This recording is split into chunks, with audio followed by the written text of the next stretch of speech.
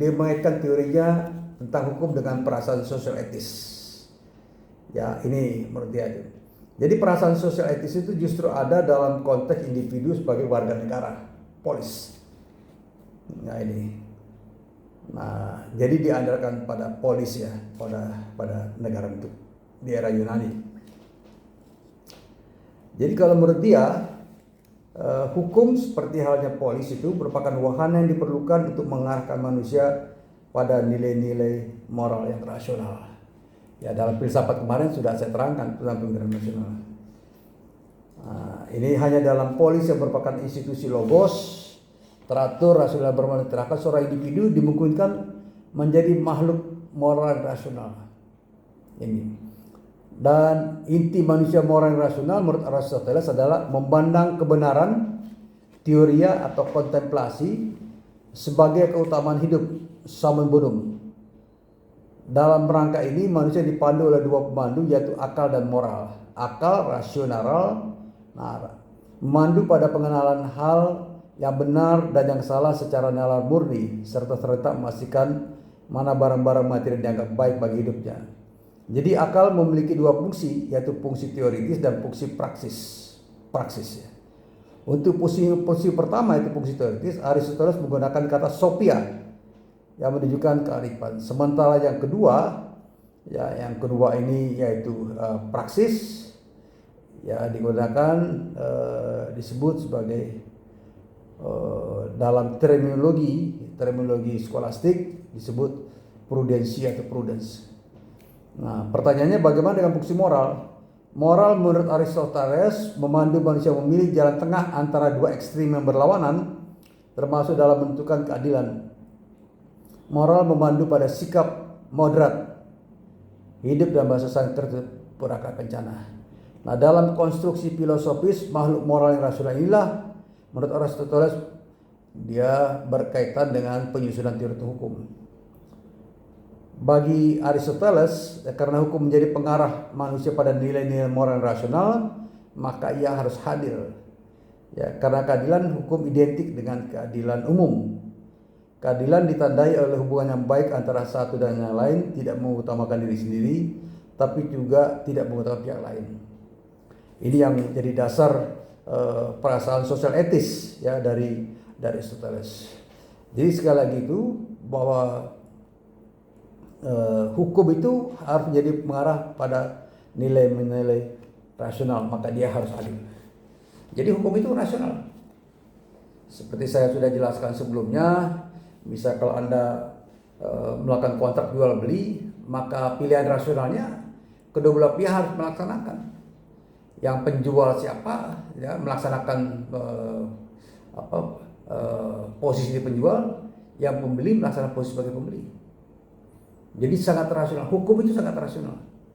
Tidak ada yang tidak rasional. Misalnya Anda membunuh atau melukai orang secara melawan hukum tanpa satu alat yang jelas, maka Anda harus ada hukuman itu. Ya, begitu juga misalnya yang secara rasional seorang algojo ya melaksanakan hukuman mati, dia tidak dihukum karena aturannya dia melaksanakan tugas jabatannya. Ya, itu rasional hukum. Perasaan sosial etis itu formulasi bertumpu pada keadilan pada tiga sari hukum alam. Prinsip yang utama. Prinsip dimaksud adalah honeste vivere, alterium non ledere, sum quito tribure. Hidup secara terhormat, tidak mengganggu orang lain dan memberikan pada orang bagiannya. Rasional sekali. Ya. Jadi dari dulu orang rasional. Misalnya hidup secara terhormat. Dari dulu orang pengen hidup secara terhormat. Ya, kemudian tidak mengganggu orang lain. Ya kan? Kan ini. Dalam bahasa yang sederhana, Anda jangan ganggu saya kalau saya tidak ganggu Anda. Kira-kira gitu ya ininya. Dan memberi tiap orang bagiannya. Ya, seperti dalam jual beli, seorang pembeli memberikan bagian dari penjual, yaitu uang, dan penjual memberikan barang dari uang yang diterima. Nah, prinsip keadilan ini merupakan patokan dari apa yang baik benar dan tepat dalam hidup. Karenanya mengikat semua orang, baik masyarakat maupun penguasa. Ya, jadi prinsip keadilan seperti itu. Yang benar, baik dan tepat dalam hidup. Jadi hukum itu sebagai kembaran dari keadilan merupakan alat paling praktis untuk mencapai kehidupan yang baik, adil dan sejahtera. Menurut Aristoteles, tanpa ada kecenderungan hati sosial etis yang baik pada warga negara, maka tidak ada harapan untuk tercapai keadilan tertinggi dalam negara. Meskipun yang memerintah adalah orang-orang bijak dengan undang-undang yang bermutu sekalipun. Jadi oleh karena itu, kalau menurut Aristoteles, hukum mengikat semua orang, maka keadilan hukum mesti dipahami dalam pengertian kesamaan. Ya, equality before the law. Jadi misal kalau Anda melakukan transaksi jual beli, siapapun juga Anda, latar belakang apapun juga Anda, itu berlaku prinsip jual beli. Misalnya Anda jual beli katakanlah kendaraan bekas ya motor bekas, maka prinsip jual beli juga berlaku pada orang yang melakukan dagang bahan bangunan misalnya. Sama juga. Atau dalam pengertian yang lebih canggih, misalnya Anda jual beli saham, transaksi saham, maka itu berlaku unsur persamaan. Ya, semua orang sederajat di depan hukum. Ini prinsip sudah lama, equity before the law. Sama semuanya. Sama seperti misalnya kalau kita singgung sejarah hukum Islam, ya, Nabi Muhammad mengatakan bahwa hukum itu berlaku semua orang. Apabila Fatimah melakukan pencurian, maka aku akan menghukum Fatimah. Fatimah adalah anaknya Nabi Muhammad. Jadi begitu. Ya, atau misalnya hakim itu berlaku adil semua orang. Dalam kasus pencurian baju besi Sayyidina Ali, ya Khalifah Ali, ya, yang dituduhkan dilakukan oleh seorang Yahudi, tidak terbukti Yahudi melakukan pencurian, dan baju besi itu Ali tidak bisa membuktikan itu baju besi, maka diserahkan pada orang Yahudi itu. Jadi prinsip-prinsip ini umum di mana-mana sama. Ya. Oke.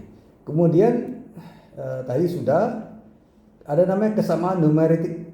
Ya, prinsip orang sederajat hukum.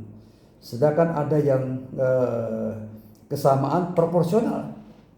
Artinya prinsip memberikan tiap orang apa yang menjadi haknya. Ya, misalnya dalam pembagian waris, ya kan, kalau kita punya warisan dari orang tua, maka setiap anak itu, setiap ahli waris diberikan bagian secara proporsional. Ya kan? Misalnya dalam hukum Islam, pewaris laki-laki itu bagiannya 2 kali lipat dari yang perempuan. Atau yang perempuan itu separuh bagiannya dari yang laki-laki. Itu proporsional. Nah, tapi sudah ada juga jurisprudensi dari Mahkamah Agung. Oke, melaksanakan prinsip Islam, ya, membagi warisan hukum Islam. Tapi setelah dibagi secara hukum Islam, kemudian ada kesepakatan para pihak ahli waris ini mengatakan, oke, kita bagi rata. Maka yang mendapatkan laki-laki bagian yang lebih dari perempuan itu bisa memberikan bagiannya pada perempuan. Ya kan itu. Tapi secara hukum diterapkan dulu hukum Islamnya, baru dilakukan katakanlah penambahan atau. Selain model keadilan berbasis kesamaan, Aristoteles juga mengajukan model keadilan lain, yaitu keadilan distributif dan keadilan korektif. Nah, ini penting nih, yang sedikit banyak mau mirip-mirip ajaran dari Nonet, ya, filsuf Nonet, keadilan distributif, ya. Keadilan distributif itu identik dengan keadilan atas dasar kesamaan proporsional. Sedangkan keadilan korektif atau remedial berfokus pada pembetulan yang salah. Jika satu perjanjian dilanggar atau kesalahan dilakukan, maka keadilan korektif berupaya memberikan kompensasi yang memadai bagi pihak yang dirugikan. Jika satu kejahatan dilakukan, maka hukuman sepatasnya perlu diberikan pada pelaku. Nah, singkatnya, keadilan korektif bertugas membangun kembali kesetaraan. Keadilan korektif merupakan standar umum untuk memperbaiki setiap akibat dari perbuatan tanpa memandang siapa pelakunya. Prinsip-prinsip itu adalah hukuman yang harus memperbaiki kejahatan, ganti rugi harus memperbaiki kerugian, dan memberikan keuntungan yang tidak sah. Konsep temis Sang Dewi Keadilan melandasi keadilan jenis ini yang bertugas menyeimbangkan prinsip-prinsip tersebut tanpa memandang simpang bulu. Ya kan, seorang pembeli sudah menyerahkan uangnya, maka dia menerima barang sesuai perjanjian. Ya kan? Kalau tidak ini, maka dia dikatakan tindakan korektif. Ya, tindakan korektif. Jadi kompensasi. Misalnya dia berjanji untuk menyerahkan kendaraan yang dibeli. Ya, tapi karena dia tidak kunjung terima kendaraan yang sudah dibeli itu, maka dia ada ongkos lebih. Misalnya dia harus keluarkan uang untuk melakukan perjalanan lagi. Ya, pulang pergi mencari mobil dia, meminta menagih, dan harus ada kompensasi.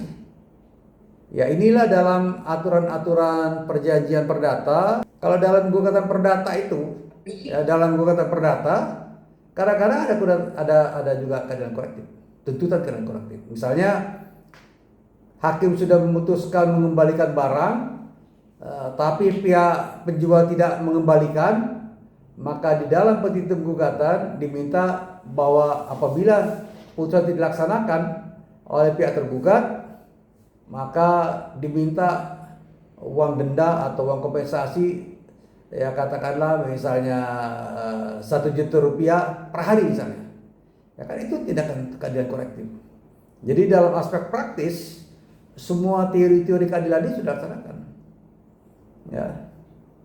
Misalnya dalam contoh, katakanlah kan kadang-kadang nih ada peristiwa ya, anak nakal memukul teman sekelas sehingga misalnya luka atau rawat rumah sakit, maka keadilan korektifnya adalah selain menghukum anak itu, bisa katakanlah ditaruh di panti sosial, maka ada kerugian yang harus ditanggung oleh orang tuanya, misalnya biaya pengobatan dan lain sebagainya.